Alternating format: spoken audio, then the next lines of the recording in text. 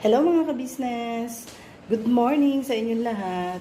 Congratulations po kay Miss Charisma Dian sa kanyang comment sa aking video. Congratulations Ma'am Charisma Dian dahil sa patuloy mo, pinagpapatuloy ang iyong Kaiser Healthcare at para sa iyong future at sa iyong mga anak. Thank you!